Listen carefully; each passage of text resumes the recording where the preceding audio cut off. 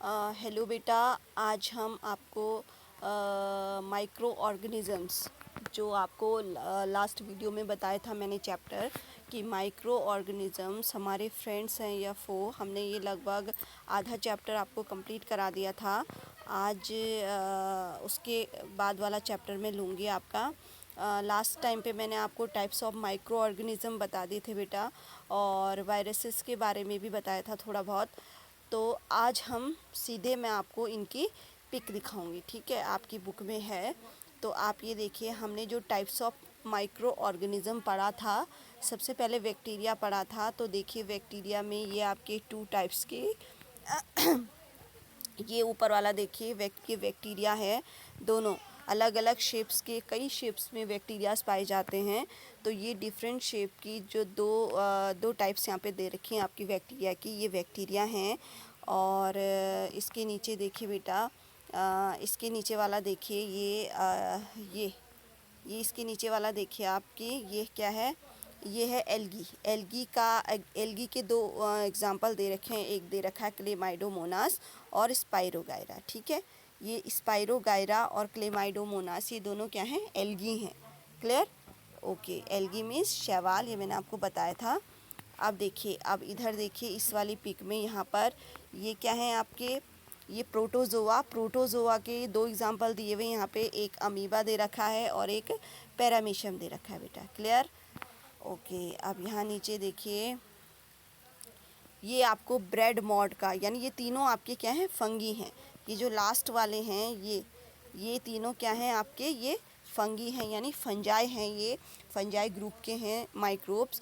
तो पहला क्या है ब्रेड मॉड, सेकंड क्या है आपका पेनिसिलियम, और थर्ड क्या है आपका एस्परजिलस, ठीक है बेटा। थर्ड क्या है, एस्परजिलस, ठीक है। ये कुछ माइक्रो ऑर्गेनिज़म हैं, ये आपको पानी में भी देख सकते हो आप जैसे कभी आप पॉन्ड वाटर लो और पॉन्ड वाटर की एक ड्रॉप लो और स्लाइड में डालो, माइक्रोस्कोप से देखोगे तो आपको ये सारी चीज़ें लगभग क्लियर दिखाई देंगी, ठीक है बच्चा। ओके, अब नेक्स्ट आपका टॉपिक है कि where do micro organisms live, ठीक है। वैसे मैंने ये चीज़ आपको पहले ही बता दी थी कि माइक्रो ऑर्गेनिज़म कहाँ रहते हैं, तो इसके लिए सिर्फ एक ही वर्ड सफिशेंट है मेरे हिसाब से, कि जो माइक्रो ऑर्गेनिज़म हैं they are live in everywhere. वो कहाँ रहते हैं, हर जगह रह सकते हैं, ठीक है। हर जगह मीन्स कि ये कोल्ड क्लाइमेट में रह सकते हैं, रेनी क्लाइमेट में रह सकते हैं, हॉट क्लाइमेट में रह सकते हैं, इवन डेजर्ट में रह सकते हैं। और इसके अलावा ये जो एनिमल्स होते हैं इनकी बॉडीज़ के अंदर रह सकते हैं, इवन ह्यूमन की बॉडी के अंदर भी रह सकते हैं, ठीक है। तो इसका मतलब ये है कि ये माइक्रो ऑर्गेनिज़म कहीं भी रह सकते हैं। क्लियर? ये माइक्रो ऑर्गेनिज़म आपके कहीं भी रह सकते हैं। क्लियर हो गया बच्चा? उसके बाद आपका नेक्स्ट टॉपिक है इस बुक में कि माइक्रो ऑर्गेनिज़म एंड अस, यानी हमारा और माइक्रो ऑर्गेनिज़म का क्या रिलेशन है, मतलब अच्छा रिलेशन है या फिर बैड रिलेशन है, इट मीन्स कि ये हमारे लिए हार्मफुल है या यूज़फुल, ठीक है। तो ये चीज़ आप एक बार समझ लीजिए कि जो माइक्रो ऑर्गेनिज़म हैं ये हमारे लिए दोनों चीज़ें हैं, मतलब ये दोनों रोल प्ले करते हैं हमारी लाइफ में। ये हमारे लिए यूज़फुल भी हैं, मतलब हमारे फ्रेंड्स भी हैं, और ये हमारे एनिमीज़ भी हैं, ठीक है। तो ये हमारे दोस्त भी हैं और दुश्मन भी हैं, मतलब हमारे लिए फ़ायदेमंद काम भी करते हैं और हमारे लिए नुकसानदायक काम भी करते हैं। क्लियर? ओके, अब सबसे पहले देख लेते हैं कि फ्रेंडली माइक्रो ऑर्गेनिज़म, ठीक, कि जो माइक्रो ऑर्गेनिज़म हमारे लिए यूज़फुल होते हैं, यानी जो हमारे डेली लाइफ में हमारे लिए यूज़फुल होते हैं, वो कौन कौन से माइक्रो ऑर्गेनिज़म है, ठीक है। तो अगर इन शॉर्ट मैं आपको कहूँ तो इन शॉर्ट हम कह सकते हैं कि जो माइक्रो ऑर्गेनिज़म है वो हमारे फूड से लेकर, एनवायरनमेंट को क्लीन करने से लेकर, और वैक्सीनेशन से लेकर, यानी जो मेडिसिन बनाई जाती है उनसे लेकर, और सॉइल फर्टिलिटी यानी जो मिट्टी की उर्वरता होती है उसको बढ़ाने से लेकर हर जगह काम आते हैं, ठीक है। तो कुछ माइक्रो ऑर्गेनिज़म की स्पीशीज़ होती हैं जो हमारे लिए हर वे में यूज़फुल होती हैं, तो उनको हम यहाँ पर थोड़ा सा डिटेल से देखेंगे बेटा, ठीक है। ओके, तो सबसे पहला देख लेते हैं कि ये किस काम आता है। सबसे पहला आपका है सबसे पहला आपका यूज़फुल पॉइंट जो है इनका माइक्रो ऑर्गेनिज़म का, वो है बेटा कि ये आते हैं मेकिंग ऑफ कर्ड, यानी कर्ड एंड ब्रेड बनाने में। ये क्या काम आते हैं? कर्ड और ब्रेड बनाने में, दही बनाने में भी काम आते हैं। कौन? Micro organism. आपको पता है कि जो दही बनती है, ओके चलो इसको थोड़ा सा रीड कर लेते हैं। तो इसमें है बेटा, देख लीजिए इस पॉइंट पे कि you have learned in class 7 that milk is turned into curd by bacteria. आपने 7th क्लास में पढ़ा था कि जो मिल्क होता है, यानी जो दूध होता है, वो दही कैसे बनती है? उससे बैक्टीरिया के द्वारा बनती है। ये आपने 7th में पढ़ा था, ठीक है। अब यहाँ पर क्या है देखिए, I saw that my mother added a little curd to warm milk to set curd for a next day, I wonder why. तो ये लड़की है, ये बोल रही है कि मैंने अपनी माँ को क्या करते हुए देखा है।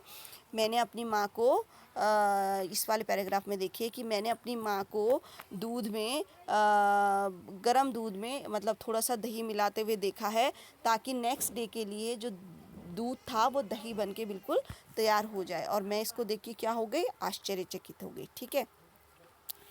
तो curd contains several microorganisms. Of these, the bacterium lactobacillus promotes the formation of curd। ठीक है, जो दही होता है, दही में क्या होता है? दही में आपका एक बैक्टीरिया होता है जो क्या करता है, जो दूध से दही बनाने का काम करता है और दही को बनाने के लिए प्रमोट करता है। यानी उसमें एक बैक्टीरिया पाया जाता है दही में, जो क्या करता है, जो मतलब दूध को क्या करता है, दूध को फटा देता है, मतलब उसको दही में कन्वर्ट कर देता है, ठीक है।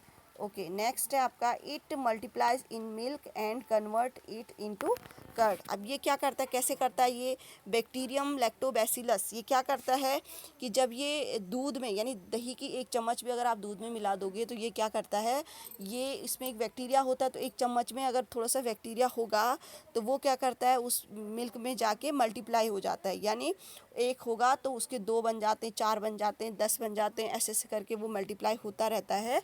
और जब वो मल्टीप्लाई होगा तो वो दूध के कई पार्टिकल को क्या कर देगा, दही में कन्वर्ट कर देगा, ठीक है। तो इसमें देखते हैं नेक्स्ट कि bacteria are also involved in the making of cheese. तो जो बैक्टीरिया होते हैं वो चीज़ को बनाने में भी क्या करते हैं, हेल्प करते हैं, ठीक है बेटा। चीज़ एक पनीर होता है, लेकिन एग्जैक्टली पनीर भी नहीं होता है, ठीक है। तो इसको बनाने में भी हेल्प होता है, ठीक है। उसके बाद है pickle and many other food items.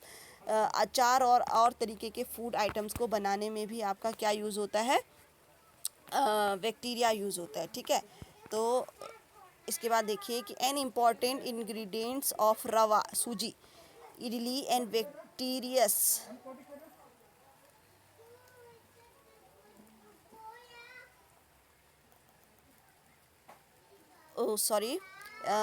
N important ingredients of rava, suji, idlis and bhaturas is curd. कि इन सभी में जो सबसे ज़्यादा इंग्रेडिएंट्स होता है, यानी एक इम्पॉर्टेंट इंग्रेडिएंट्स यानी एक चीज़ मिली होती है इनमें, जिसको क्या बोलते हैं, मतलब दही की एक इसमें क्वांटिटी मिली होती है। You can guess why. आप इसको गैस कर सकते हो कि क्यों मिली होती है। Bacteria and yeast are also helpful for fermentation of rice, idli and dosa batter, ठीक है। कि जो बैक्टीरिया होते हैं और ईस्ट होते हैं वो क्या करते हैं, फर्मेंटेशन के प्रोसेस को बढ़ावा देते हैं। अब मैं आपको नेक्स्ट बताऊंगी कि फर्मेंटेशन क्या होता है, फर्मेंटेशन की जो प्रोसेस है बेटा वो क्या होती है, ठीक है।